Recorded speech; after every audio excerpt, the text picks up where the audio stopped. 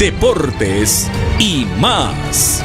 Siempre con la objetividad y la veracidad que nos caracteriza. Las 24 horas del día. Onda Digital Televisión. La verdad de la noticia.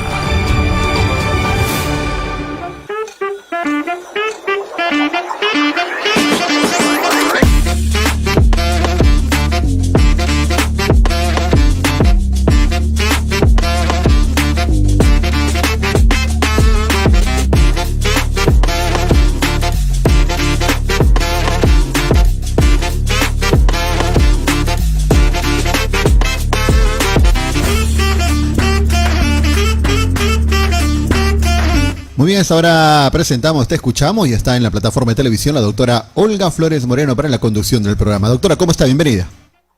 Buenas noches, muy bien, yo muy feliz de estar con ustedes un martes más en este horario de 9 a 10 de la noche compartiendo entrevistas sumamente importantes, sumamente interesantes en el aspecto del derecho, en el aspecto de la psicología y en diferentes ámbitos que a las personas les va a interesar. Hoy empezamos el programa muy contentos porque tenemos un invitado muy especial que nos hablará sobre el derecho administrativo y su vinculación con la ciudadanía, pero no sin antes anunciar nuestra nueva secuencia con Fiorella Rollen, quien ella es coach de imagen personal y nos habla sobre el poder de tu imagen. Vamos con el video. La marca personal es la huella que dejas en los demás. Es como te recuerdan cuando no estás presente. No es solo apariencia, es coherencia entre lo que piensas, dices y haces. Tu marca no se construye solo con lo que se ve, sino con lo invisible, tus valores. Primero, conócete para ser coherente. Si valoras la creatividad, que se nota en tu vestir, en tus ideas y en cómo trabajas. Segundo, deja que tus acciones hablen. Si valoras la puntualidad, llega a tiempo. Si valoras el respeto, escucha sin interrumpir. Tercero, detecta incoherencias. No puedes hablar de sostenibilidad y usar bolsas plásticas.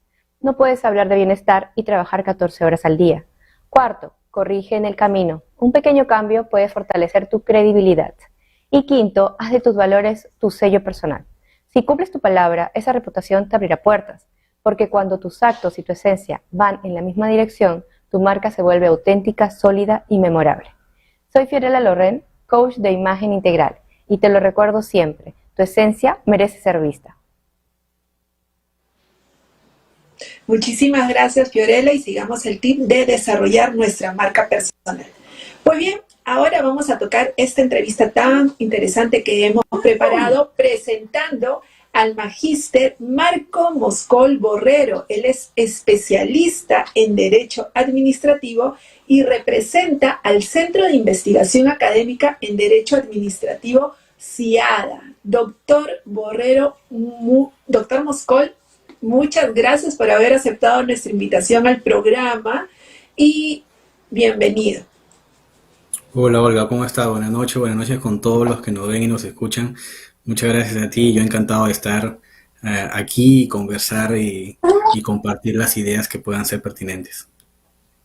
Sí, doctor, hoy hemos preparado una entrevista sumamente importante, aprovechando su especialidad, porque sabemos que la ciudadanía, quiera o no, se relaciona siempre con la administración pública. Siempre hay una relación con el derecho administrativo.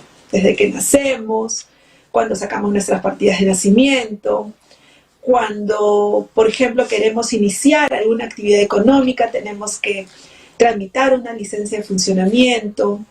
Cuando morimos, tenemos que también, nuestros parientes tienen que tramitar actas de defunción. Entonces nuestra vinculación es fuerte. Hoy vamos a abordar un aspecto importante que usted nos va a saber guiar y desarrollar en un lenguaje bastante sencillo sobre la potestad sancionadora de la administración pública. Es decir, la administración también nos puede sancionar a nosotros como ciudadanos. ¿Qué podemos entender, doctor, sobre esta potestad? Bueno, a ver, efectivamente, las primeras líneas que han mencionado son muy interesantes, por ejemplo, referido al derecho administrativo, porque muchas veces no se conoce muy bien qué es esto, ¿no? Y en realidad es algo que está en el día a día con nosotros. Podamos conocer o no podemos estar relacionados con la ley y con el derecho, pero está en el día a día con nosotros. Y parte de ese derecho administrativo es el derecho administrativo sancionador. Entonces, Me pregunta sobre las potestades públicas y eso es bien interesante porque una potestad es básicamente este poder, estas facultades que tiene toda administración pública, como por ejemplo las municipalidades, para imponer determinadas situaciones y lo más importante, unilateralmente sobre nosotros. No se requiere que nosotros estemos de acuerdo o no con lo que nos vaya a imponer la municipalidad. Entonces, ese es el contexto general de una potestad pública. Y aplicado al tema sancionador, implica que las municipalidades públicas, cuando los administrados, los ciudadanos, incurrimos en determinadas infracciones, previamente tipificadas y en fin, con determinadas características, la municipalidad es plenamente competente para imponer determinadas sanciones cumpliendo con el debido procedimiento, claro está, ¿no? Y todas sus garantías, de los cuales seguramente vamos a hablar en extenso en este rato. Excelente, doctor. Entonces,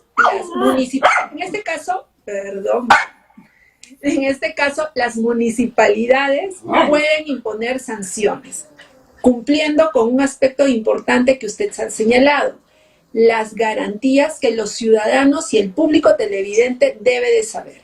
¿Cuáles son estas garantías que debemos conocer para poder afrontar un eventual procedimiento sancionador en el que nos vayamos a ver involucrados? Por ejemplo. A ver, primero, la primera garantía, la más importante, es que tiene que haber un debido procedimiento, ¿no? Hemos escuchado seguramente en todos lados que se tiene que respetar el debido proceso. El debido proceso implica que procedimiento que se aplica a los administrados tiene que cumplir con determinadas garantías. Estas garantías que nacen de la misma lógica, son inherentes al ser humano. Por ejemplo, de lo más simple, yo tengo que tener certeza de que la acción u omisión que estoy realizando o no realizando está previamente calificada como una infracción. Suena lógico, okay, suena obvio, pero si es que aquella acción u omisión no es calificada como una infracción, no está previamente tipificada, no está previamente delimitada, yo como ciudadano no tengo cómo saber que si incurro en aquella acción voy a estar incurriendo en una infracción.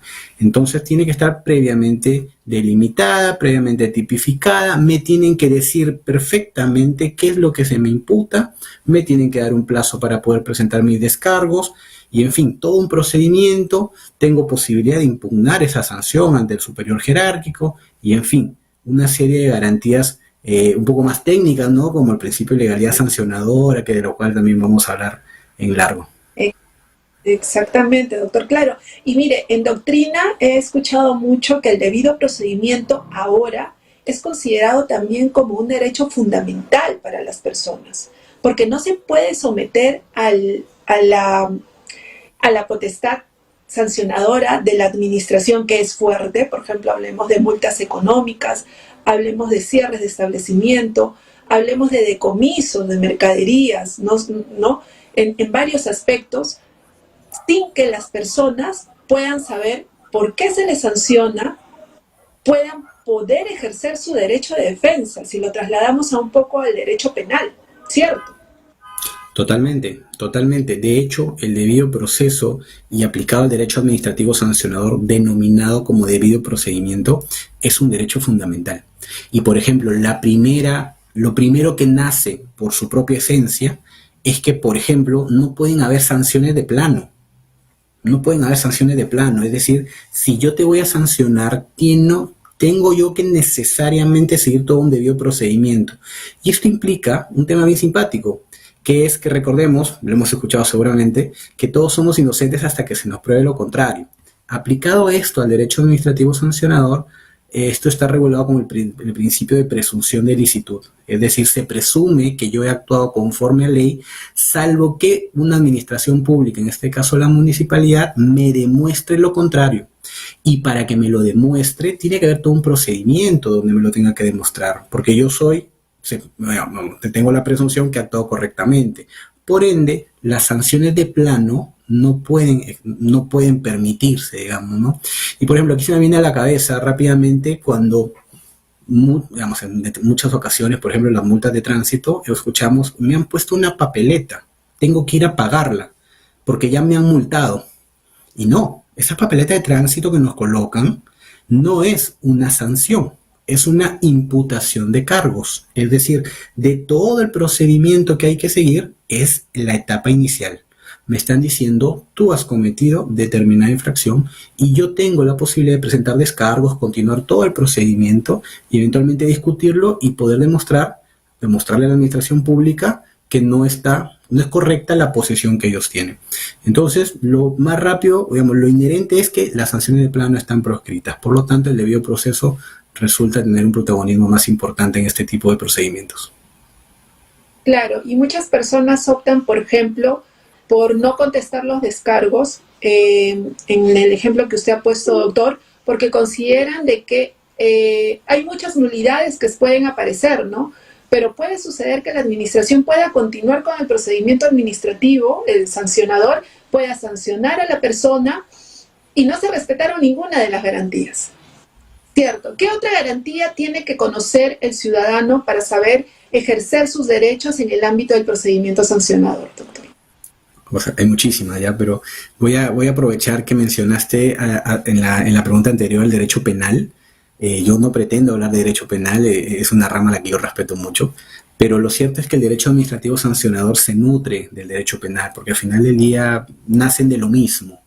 Entonces, las categorías tan importantes del derecho penal, insisto, no quiero ser muy técnico en esto, vamos a traerlas al derecho administrativo sancionador. Entonces, esas categorías, esa garantía del derecho penal que protegen, digamos, la libertad individual, la libertad de tránsito, en fin, estas garantías las vamos a traer y nos permiten aplicarlas al derecho administrativo sancionador, como por ejemplo, yo puedo alegar legítima defensa, puedo alegar cumplimiento de un deber, puedo alegar alteraciones psíquicas, puedo alegar minoría de edad, puedo alegar una serie de situaciones, ¿no? Por ejemplo, cumplimiento de un deber. Ya imaginemos, yo soy el conductor de una ambulancia, de un carro de bomberos, que tengo que salir urgente porque hay un siniestro que hay que controlar.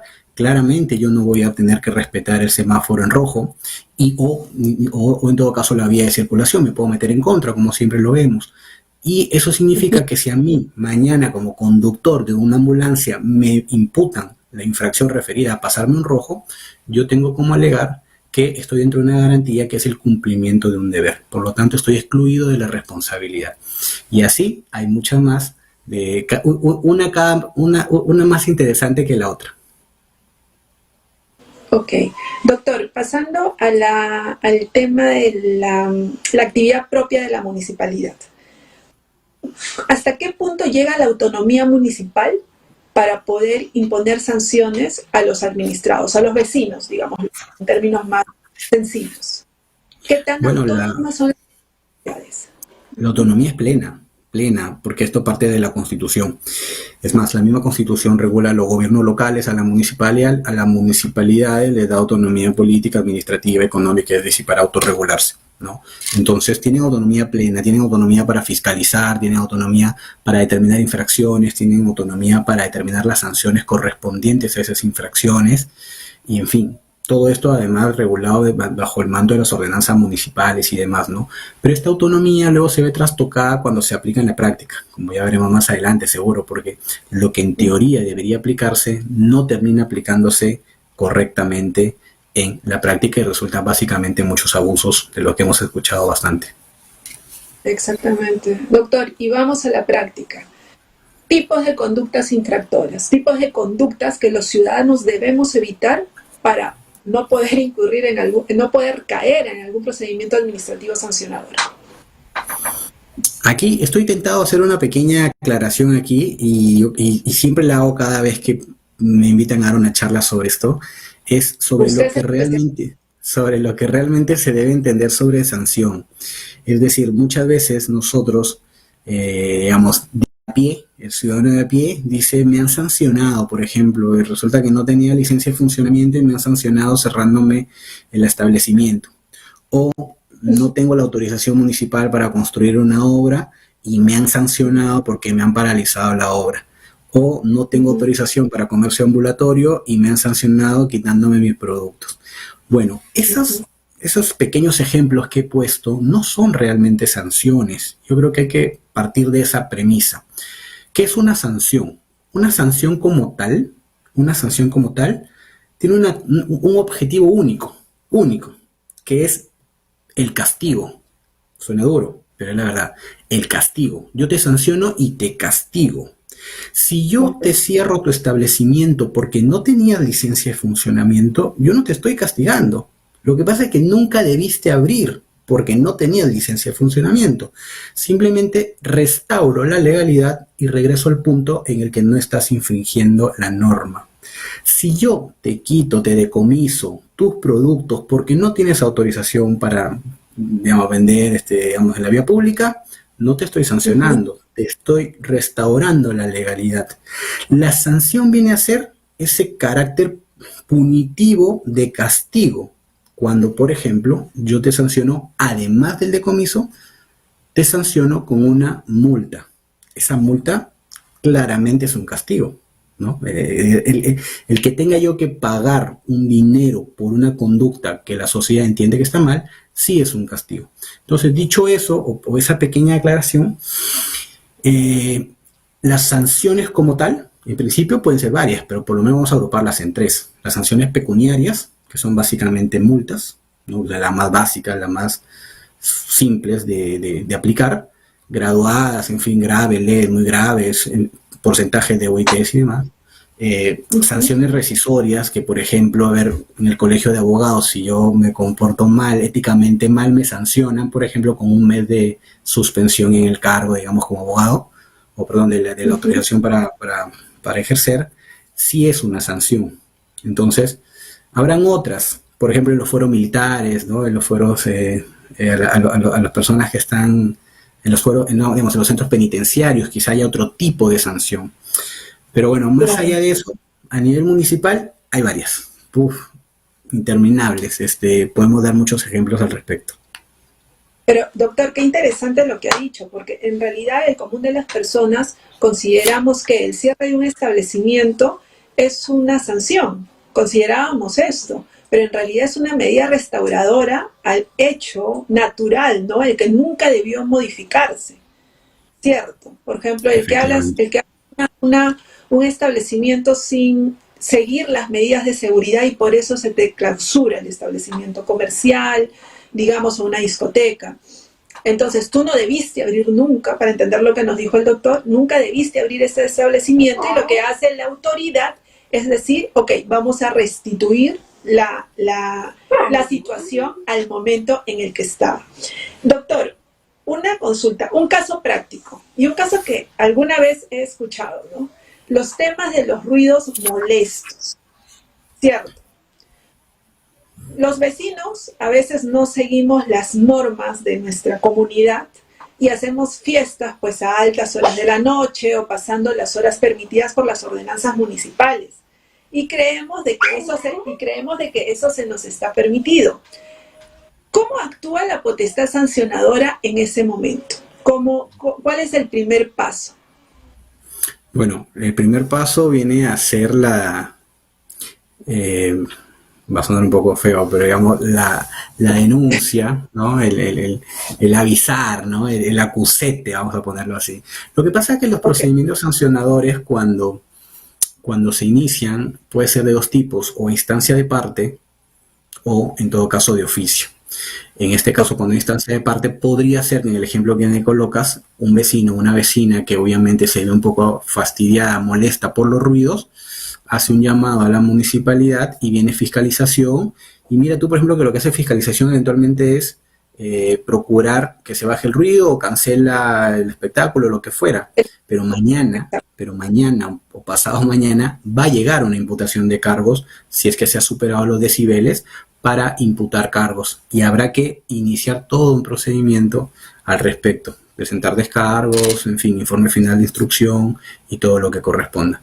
Y ahí hay que ser muy finos porque la municipalidad tiene un tema bien interesante con la prueba plena, porque ellos probablemente van a considerar que el medidor de decibeles que ellos tienen esté perfectamente calibrado y que seguramente eso será la prueba suficiente para poder sancionarme. Yo tengo mis dudas ahí. Yo creo que no hay prueba plena.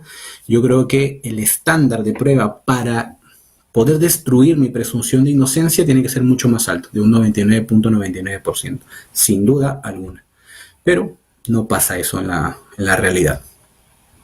Claro, doctor, porque acá hay un punto importante. De alguna manera el ciudadano también se encuentra en una situación de desventaja frente a la administración, porque yo no tengo un sonómetro, por decirlo de alguna manera, para decir, oye, estos no son los decibeles que tú me estás diciendo. Ok, yo estaba haciendo bulla, pero no en los decibeles que tú como municipalidad me estabas señalando a mí.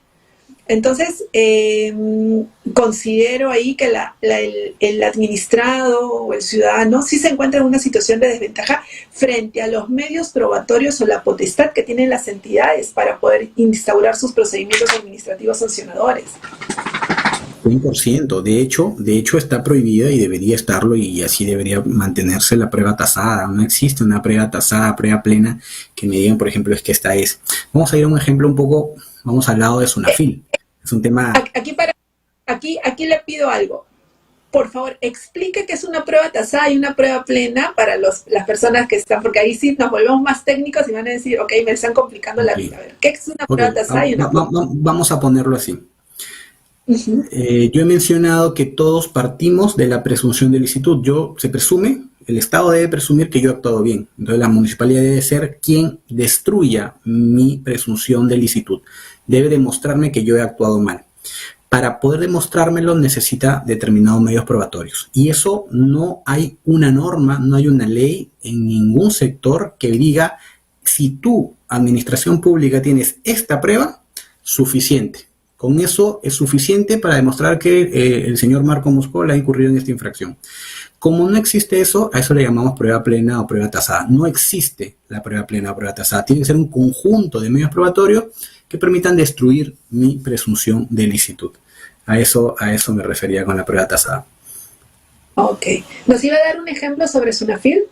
Sí, a ver, el tema de Sunafil es un tema sensible. Uh-huh.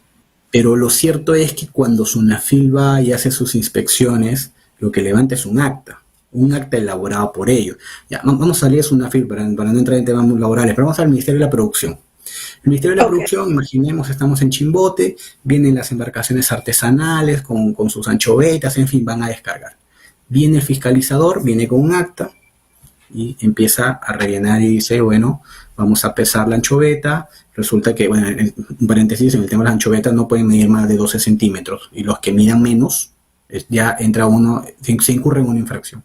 Entonces empieza en el acta a llenar y decir, bueno, hay 15 ejemplares menores a 12 centímetros de tamaño, por lo tanto hay una infracción, etcétera, etcétera, etcétera. Y resulta que esa acta ni siquiera tiene un panel fotográfico, no tiene anexo de fotos ni nada. Entonces, esa acta viene a ser como una declaración unilateral por parte de la administración pública. Y en el caso del Ministerio de la Producción, también pasa en Sunafil, en el caso del Ministerio de la Producción, utilizan esa única acta como prueba más que suficiente para sancionarme. No importa más, es decir, solo importó la declaración unilateral de un fiscalizador, que además muy mal llenado, porque mínimo deberían, por ejemplo, tener reportes técnicos donde se haya mediciones y, en fin, la parte técnica que corresponda. Pero eso ocurre y luego hay que discutirlo. Y a nivel de administración pública no se puede, hay que llevar esos temas al Poder Judicial, que es el órgano controlador, digamos, es quien controla la actividad de la administración pública. Claro, y en realidad, y eso sucede mucho, el tema del llenado de actas, las deficiencias suceden mucho en temas de tránsito también, ¿no? En donde hasta aspectos tan, ¿cómo decirlo?, tan nimios, tan sencillos o tan imperceptibles, como no directamente el nombre de la persona, ya está vulnerando, ya está ocasionando un vicio que puede acarrear la nulidad de ese inicio del procedimiento, porque no estás identificando correctamente a la persona a la cual le vas a iniciar el procedimiento sancionador. Sí, en tema de tránsito ocurre una situación muy particular, que quizá tenga que ver con la capacitación de los efectivos policiales y demás, pero a ver, en derecho administrativo, ya no en derecho administrativo sancionador, sino en derecho administrativo general, existe una figura que es la conservación del acto administrativo. No he querido ser muy técnico, trato de estar al límite de eso, pero es necesario. La conservación del acto administrativo en términos simples significa que si la administración pública incurre en una nulidad no tan grave, una nulidad pequeñita, puede permitirse conservar el acto. Es decir, como que no termina siendo un vicio tan grave que acarrea la nulidad. Entonces, en resumen, ¿qué tenemos? Vicios especialmente graves y vicios no tan graves. Cuando son vicios especialmente graves, sí acarreará la nulidad. Cuando no lo son, vamos por la conservación del acto. Pero ¿quién decide qué es especialmente grave? Lo decide eventualmente la misma administración pública. Entonces, en estas papeletas de tránsito muy mal llenadas, cuando uno cuando uno presenta su descargo o su impugna, el superior dice, sí, tiene razón, no lo llenó, pero es que no es un vicio especialmente grave. Por lo tanto, no hay nulidad. Y en fin, habrá que ir a la vía judicial a discutir ese tema. Y ese es un punto que me gustaría tocar, no sin antes una pausa de nuestros anunciantes, por favor, doctor. 2 minutitos y vamos a la pausa, por favor. Claro que sí.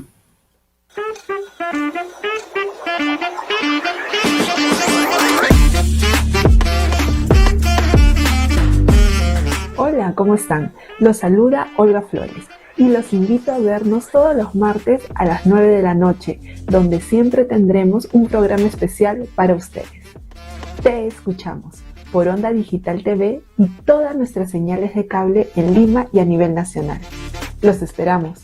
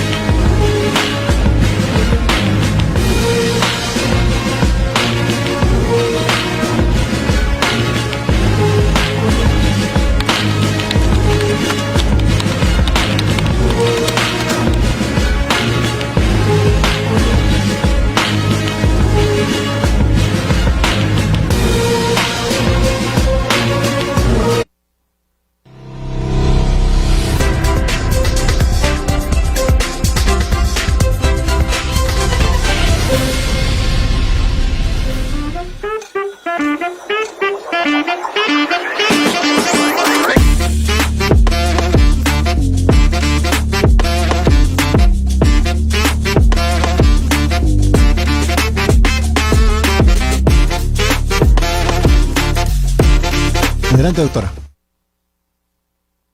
Perfecto, muchas gracias. Después de esta pausa, doctor Moscol, seguimos, por favor, con esta parte muy interesante de su disertación. Doctor, quería justo llegar a ese punto.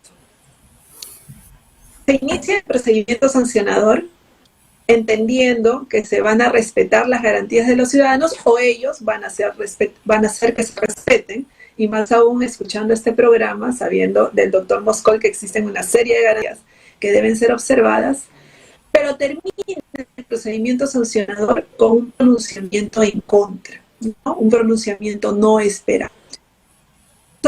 ¿Y qué sigue después de? Yo puedo irme a otra vía, a otra sede, poder impugnar esta resolución, este pronunciamiento de la DIO. Sí, de hecho, y yo en lo particular tengo un refrán que lo uso a nivel profesional, que es que hay que discutir todo. Hay que discutir todo lo que sea discutible y hay que defender siempre nuestras posturas.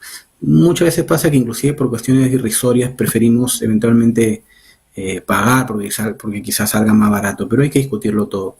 Y esto lo menciono justamente porque cuando hay un procedimiento sancionador que tiene un plazo, además, dicho sea de paso, y culmina con una resolución final que probablemente sea adversa y que nos termine sancionando, esta resolución sí es recurrible. Podemos presentar recursos impugnatorios, en algunos casos recurso de reconsideración y luego recurso de apelación, o en otros casos solamente recurso de apelación.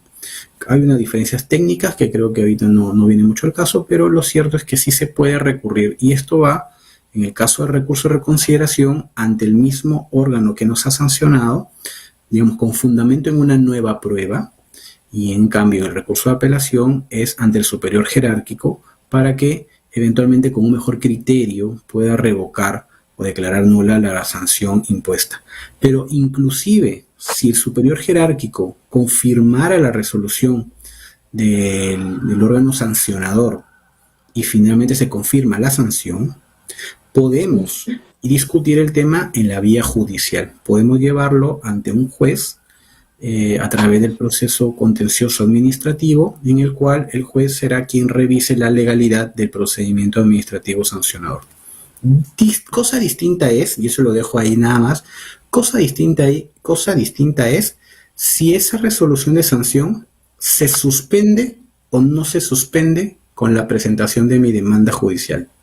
Dato no menor, porque imaginemos que me sancionan con 1 millón de soles, a mí me interesará suspenderlo hasta que la vía judicial se pronuncie. En algunos casos se suspende y en otros casos no se suspende según determinadas circunstancias. Doctor, y una pregunta importante. Dentro del procedimiento administrativo, ¿es necesario la defensa cautiva? ¿Es necesario contar con un abogado? ¿O puede hacerlo el propio administrado, pero bueno, a cuenta de que quizá no sabe el tecnicismo de la norma?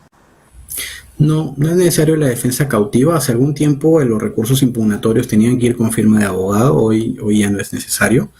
Pero siempre se recomienda que un abogado esté de respaldo, porque justamente hay muchas situaciones técnicas que requieren de este tipo de situaciones. Y aquí se empatan dos aspectos. La necesidad de una asesoría legal adecuada para llevar un procedimiento y con el hecho de que muchas veces los funcionarios públicos a cargo de estos procedimientos sancionadores no están plenamente capacitados y justamente vulneran muchos derechos que el abogado va a poder detectar. Les pongo un ejemplo rapidito y muy fácil. Imaginemos que tú me digas, por ejemplo, es que en agosto del 2024 a mí me iniciaron un procedimiento sancionador por 50 UITs por X razones. Y tú hoy me dices, pero es que estoy muy preocupada porque ya pasó un año y yo no sé qué va a pasar y no puedo dormir todas las noches. Bueno, yo te diré, lo que pasa es que los procedimientos sancionadores caducan a los 9 meses. Caducan. Hay una excepción de que se prorrogan por 3 meses más, pero caducan. Significa que ese procedimiento que no te deja dormir, pues simplemente ya caduca. No puede la administración pública ya sancionarte. Luego puede volver a iniciarlo, en fin, esa es otra historia, si prescribió o no prescribió. Pero ese procedimiento que te inició ya caducó. Y en todo caso que inicien otro y ya veremos qué pasa. Así hay cositas técnicas que pues un asesor legal plenamente capacitado las puede detectar y justamente evitar que vulneren tus derechos. Claro, las prescripciones, la caducidad, son temas que realmente el ciudadano no está formado para eso está el abogado. Pero sí es importante el acompañamiento legal para poder advertir estas situaciones en un procedimiento en el cual esté involucrado, ¿no? Y no dejar avanzar, porque muchas veces es un procedimiento que realmente no tendría razón de ser y finalmente termina con un pronunciamiento en contra, cuando pudo haber fenecido al inicio, desde un inicio. Y hay mucha... Siga, doctor, sí.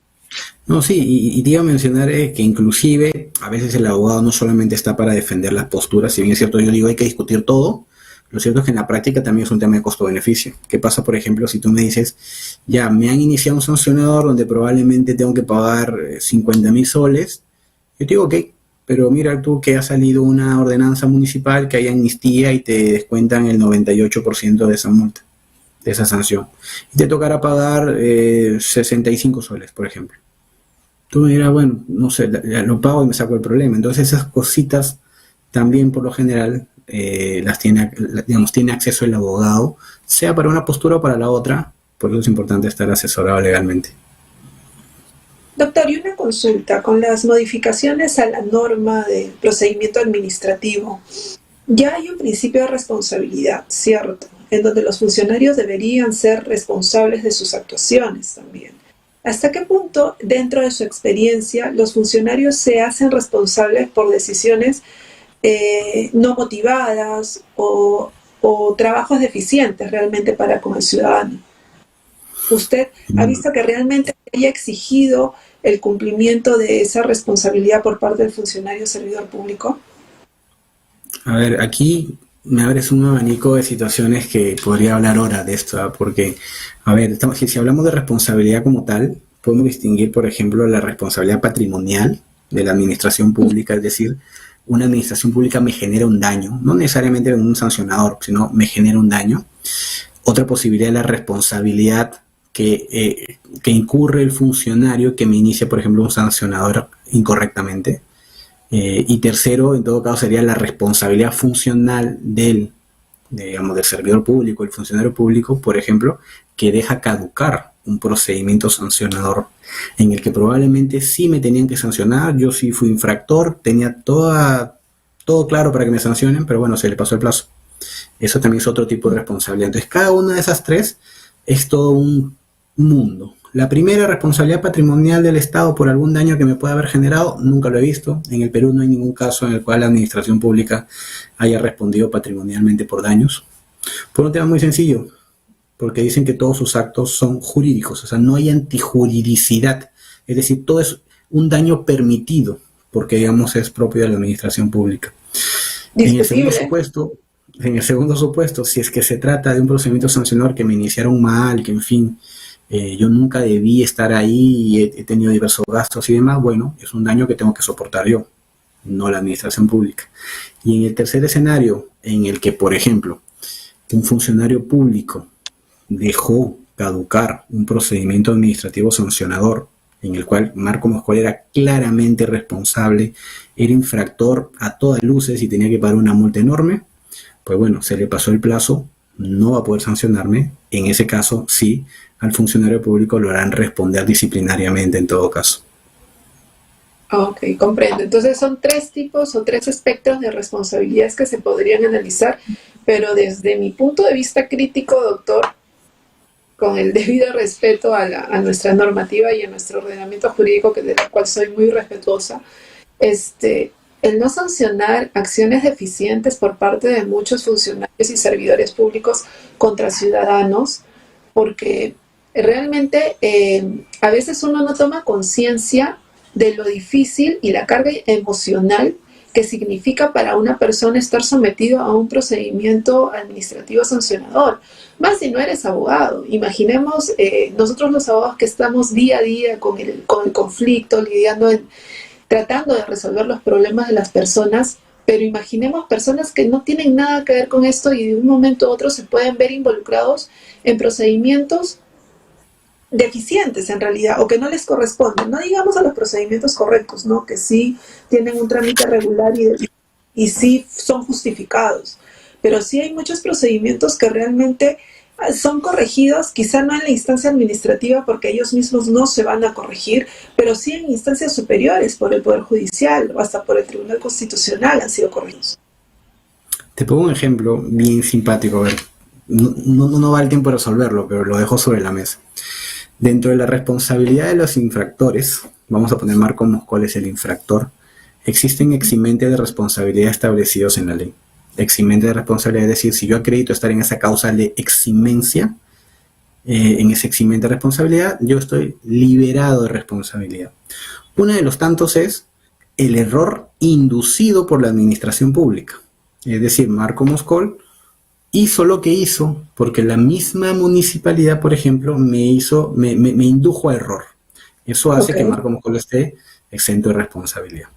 Entonces, en algún momento yo tuve un caso muy simpático además, porque nosotros hemos obtenido una autorización de una municipalidad distrital para colocar unos paneles publicitarios y nos lo otorgaron. Fuimos a Sutupa, cumplimos los requisitos, pagamos la tasa que había que pagar, en fin, presentamos el expediente y nos otorgaron el permiso y estuvimos operando.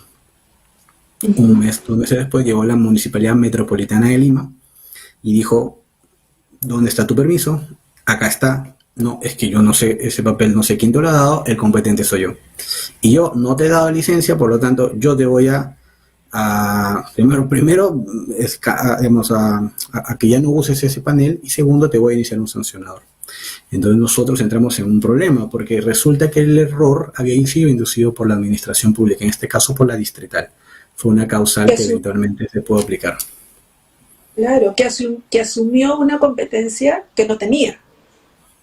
Correcto. ¿No? Y en fin, así se van dando diversas situaciones. Claro, ¿y quién tiene el poder de brindar esa información? La municipalidad.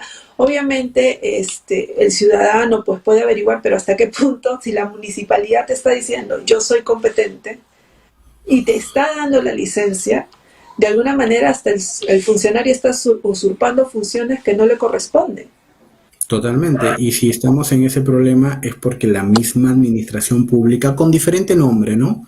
Municipalidad Metropolitana de Lima o la distrital, diferente nombre, pero es el Estado al final del día, me indujo a ese error. Entonces, como tú mencionabas, la preocupación de los ciudadanos, de los administrados, por qué puede pasar con estos procedimientos abiertos, ese es un claro ejemplo. Uno piensa que obró bien, pues y en la realidad no, ahí anda siendo correteado por las municipalidades con garantías muy poco respetadas.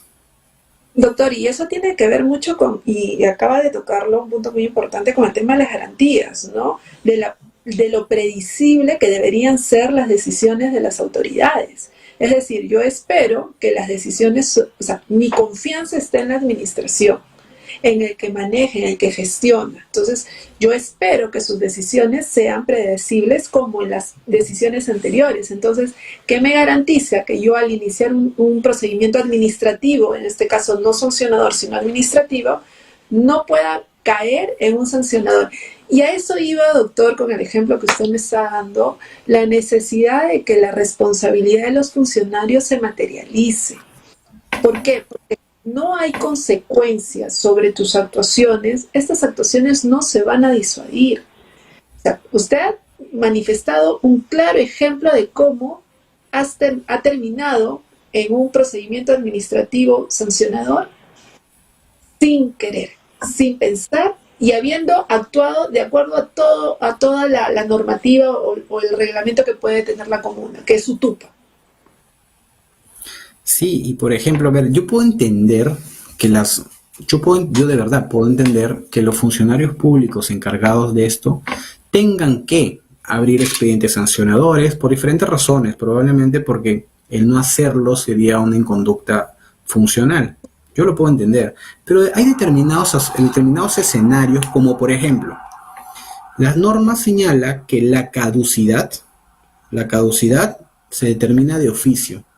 Es decir, si el plazo ya caducó y ya prescribió, o en todo caso la prescripción, perdón, la caducidad. La caducidad se determina de oficio. Es decir, si yo soy funcionario público y ya se me pasaron los 9 meses o el año, si es que tengo los 3 meses adicionales, yo, funcionario público, estoy en la obligación de declararlo de oficio, porque así lo dice la ley. Pero no lo hacen. Entonces, no lo hacen, y si yo como funcionario sé que ya se pasó el plazo y continúo el procedimiento, yo ya estoy con toda voluntad y conocimiento generando un daño. Y eso sí creo que debería repercutir en una conducta, o por lo menos en una sanción disciplinaria, no sé si leve o no, pero de todas maneras, en esos casos sí, ¿no? Bueno, ya veremos, no sé si en todos, pero hay ejemplos como este en los que no me queda duda alguna de que sí hay una inconducta funcional. Es que, doctor, y aquí vamos al nacimiento de lo que es el procedimiento administrativo sancionador. Es esa prerrogativa que tiene el Estado de corregir inconductas, ¿cierto? Que no tienen la severidad de llegar a un ámbito penal, pero que son inconductas. Pero esta prerrogativa, esta potestad se trastoca si realmente desfiguramos las situaciones y, como usted bien dice, por un tema de no incurrir en responsabilidad, pues no declaro de oficio la caducidad o no declaro de oficio las prescripciones que debería declarar. Y esto afecta realmente a la confianza ciudadana, porque está en la incertidumbre de saber realmente me están corrigiendo una inconducta o me están sometiendo a un procedimiento en donde mis garantías no se van a ver respetadas. Yo estoy totalmente de acuerdo con los procedimientos sancionadores, administrativos sancionadores, pero bien llevados, ¿no? Con el respeto de las garantías. Y como usted dice, si el plazo se pasó, pues se pasó. Lo declaro y ya haré el deslinde de responsabilidades en la vía que corresponda con el servidor que corresponda. Sí, efectivamente, es un tema que habría que entrar más a, digamos, profundizar más, ¿no? De hecho, que este espacio estamos tocándolo básicamente para municipalidades, pero el espectro es mucho más grande, ¿no? Y de hecho que administraciones públicas hay de todo tipo, unas mucho más respetadas que otras. Las municipalidades, en mi opinión, y con mucho respeto lo digo, son de las que menos manejan o manejan poco bien el ámbito sancionador. Cometen muchas irregularidades, muchos abusos, en fin, mantienen procedimientos abiertos, y al mismo tiempo mantener procedimientos abiertos implica generarle trabajo, ¿no? y gasto público en general a todos nosotros, porque esos funcionarios que están a cargo de la instrucción de los procedimientos ya no trabajan para 4 casos, trabajan para 50, 60, 70, y en fin, eso es gasto público al final del día. Quizá un tema a evaluar en su momento, ¿no? Doctora Claro, Olga, sí, tenemos esto ahora información. Un momento, por favor. sí.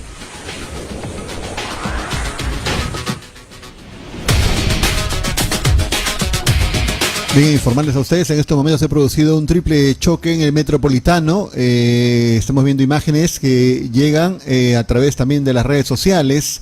Lo que informan es a menos 45 personas han resultado heridas esta noche tras el choque de 3 buses del Metropolitano en la estación Angamos, en el distrito de Surquillo. El accidente se ha producido cuando uno de los buses que se había detenido en dirección norte a sur en la estación Angamos para el descenso y abordaje de pasajeros, cuando otro bus impactó por la parte trasera que estaba detenido, y el alcance movió también a un tercer bus.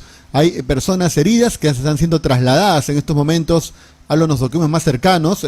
No hay fallecidos, de lo que informan hasta ahorita el MINSA. Tenemos imágenes también, por supuesto, que están llegando a través de las redes sociales.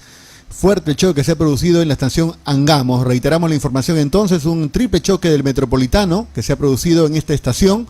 Al parecer no ha habido coordinación entre bus y bus y ha habido un triple choque, algo que no se ha visto hace ya mucho tiempo. No ha sido causado por un vehículo que se haya metido en la vía pública, simplemente es el choque entre 3 buses del Metropolitano. Tenemos la información entonces del MINSA en estos momentos, indica que se ha habido un triple choque y que por supuesto han alcanzado ya a 5 unidades del SAMU que han logrado evacuar a heridos a los diferentes hospitales más cercanos. A las 9 de la noche, en el Hospital de Emergencias Casimiro Ulloa, se ha recibido 24 heridos con diversas heridas, golpes y probables fracturas al descartar. Vamos a ver entonces qué información nos tiene más adelante, cómo vaya evolucionando este tema. Es la información que tenemos en estos momentos ante este triple choque que se ha ocurrido en el Metropolitano en la estación Angamos. Adelante, doctora, la escuchamos. Sí, lamentable el accidente que nos acaba de reportar. Por favor, a las familiares de los 24 heridos, comunicarse con los teléfonos del MINSA para poder ubicar, deben saber la ruta de sus familiares, quizás hayan tomado esa ruta, gracias a Dios no hay personas fallecidas. Invito nuevamente al doctor Moscol, y justo hablando de temas de responsabilidad, doctor, con esta lamentable noticia. Esto acá, bueno, quizás sobrepasa un poco el tema, porque esto es un tema de responsabilidad en cuanto a la empresa que está brindando este servicio, ¿no? Cuán importante es, por ejemplo, el mantenimiento de los autos, el mantenimiento del personal, el mantenimiento de las vías. ¿Para qué? Para que no sucedan estos incidentes, porque los accidentes suceden por esto. Sí, bueno, efectivamente, lamentable las imágenes. Esperamos de verdad que el tema no pase a mayores y que las 24 personas, bueno, en realidad sean daños leves. Pero bueno, más allá de eso, sí, efectivamente hay mucho tema ahí. Ese es un tema que eventualmente puede llegar a instancia penal. Y bueno, finalmente es un tema de responsabilidad de la concesionaria, que también tiene sus propios parámetros, su propia lógica legal de cómo funciona la concesión en estos casos. Pero bueno, no sé si aquí cabe propiamente el derecho administrativo sancionador, pero entendería en principio que no. Pero bueno, finalmente el parámetro de la responsabilidad general está, ¿no? Claro, el parámetro de la responsabilidad principalmente civil, porque hay que hablar de resarcimiento de daños para las personas que han sufrido bajo un servicio. Una persona que sufre algún tipo de daño bajo alguna relación contractual que ha celebrado, y en este caso digamos que es un contrato de transporte, no escrito obviamente, pero si es un contrato de transporte, está sometido a la responsabilidad contractual que se puede generar, no una lesión corporal que se pueda dar. Sin duda, aquí la concesionaria tendrá que dar explicaciones y eventualmente primero resarcir los daños que corresponda. Luego de eso habrá que ver otro tipo de responsabilidades si es que el caso lo amerita. Vamos a ver, porque eventualmente también podrían haber circunstancias ajenas que podrían haber ocasionado este tipo de situaciones. Y aquí hay que diferenciar dos cosas, ¿no? La responsabilidad administrativa y la responsabilidad civil como tal. La responsabilidad administrativa puede que no, puede que, por ejemplo, si es que hubo factores que excluyen de responsabilidad a la empresa, a la concesionaria, podría ser que no se le sancione si es que se justifica la exclusión de la responsabilidad, pero eso no quita que la responsabilidad civil como tal deba restaurarse y, en fin, atender a los heridos y todo lo que corresponda. Claro, doctor. Acá se abre un abanico de posibilidades, de hipótesis sobre lo que ha podido ocurrir para que este accidente se haya causado. Mantenimiento de autos, mantenimiento de vías, temas de personal. Entonces, ahí, como usted bien dice, va a tener que someterse a una investigación previa, lo que hablábamos, ¿no? El procedimiento regular, el procedimiento previo, para poder hacer el deslinde de responsabilidades y, lógicamente, ver el tema de la responsabilidad contractual y poder ayudar y resarcir el daño a estas 24 personas, 24 heridos, que esperemos no supere y no llegue a más y no sean noticias lamentables. Doctor, mire, justo tomando el tema de la importancia de poder establecer las consecuencias sobre nuestras conductas, ¿no? Y hablo más de cara al ciudadano. Le comento, ¿no? Cuando yo empecé este programa siempre me remitía mucho a lo que era, como todos los abogados, ¿no? Lo que dice la norma, lo que dice la estructura, nuestro dogma, lo que nos enseñan.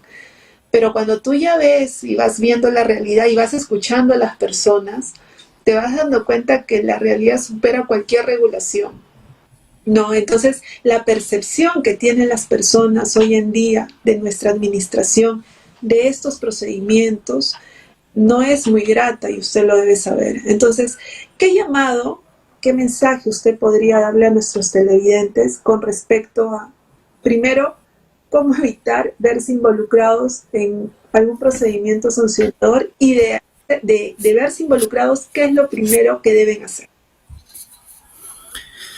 Bueno, primero evitar, ¿no? Evitar incurrir en infracciones, y eso está de la mano justamente con esta característica esencial de las infracciones, que es que tienen que ser típicas, y la tipicidad implica que estén previamente delimitadas. Es decir, yo como ciudadano debo tener la posibilidad de saber que esa acción que estoy realizando es una infracción.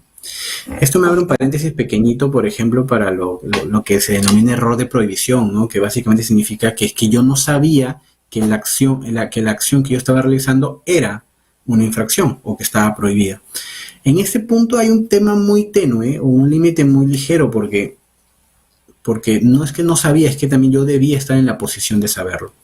Entonces, si a mí me van a sancionar porque conozco de una infracción o porque estoy en la obligación de saberlo, significa que hay una contracara por parte de la administración pública que debe hacer mayores esfuerzos para que los ciudadanos sepamos, y probablemente en términos mucho más simples, cuáles son infracciones, qué cosa no podemos hacer, qué cosa es sancionable, qué cosa es grave, qué cosa no es grave.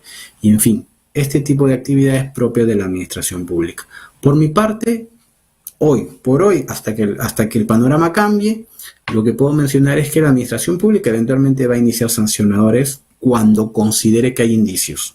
Básico. Okay. Entonces hay que estar preparados y hay que saber defenderse. Entonces, muchas veces pasa, y yo he visto muchos casos en que los ciudadanos se defienden con argumentos lógicos.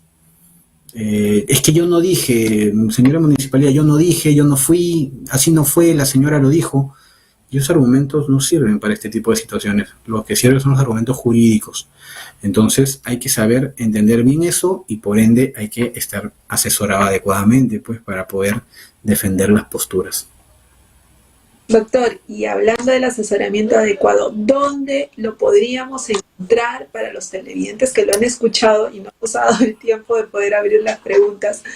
Para los televidentes que lo han escuchado y que se han quedado con muchas consultas y quieren ubicarlo, quieren contactarlo. Bueno, puedo dejar mi teléfono, que es como WhatsApp, 976-843557. Yo soy abogado especialista en Derecho Administrativo y Regulación del Mercado. Y bueno, también en redes sociales, ¿no? En redes sociales, no sé si se puede colocar luego por ahí, pero por el momento creo que por WhatsApp sería pertinente si es que hay una consulta en la que yo pueda ayudar. Perfecto, doctor. Muchísimas gracias. De verdad que ha sido bastante fructífero todos sus conocimientos. El lenguaje ha sido bastante sencillo, creo que bastante amigable para todos nuestros televidentes. Y yo renovarle la invitación para una siguiente oportunidad y poder hablar sobre este tema que es de su manejo, de su experticia, el derecho administrativo y la vinculación que tienen con nosotros como ciudadanos. Muchísimas gracias, doctor. Muchísimas gracias, Olga. Gracias a todos los que nos puedan ver y escuchar. Y encantado. Buenas noches. Buenas noches. Y conmigo, queridos amigos, fue hasta ahora. Pues bien, no me despido muy feliz. Lamentable noticia que ha sucedido de los 24 heridos en Metropolitano. A todas las familias que conocen de alguna manera la ruta de sus familiares a esta hora de la noche, 10 de la noche, que saben cómo se desenvuelven y no se pueden comunicar con ellos, pues comunicarse con los teléfonos del MINSA, con los teléfonos de los hospitales que van a aparecer pronto en las noticias también por Onda TV Digital, para que puedan averiguar y Dios mediante que esta cifra quede ahí y que no tenga algún tipo de desenlace que no querramos.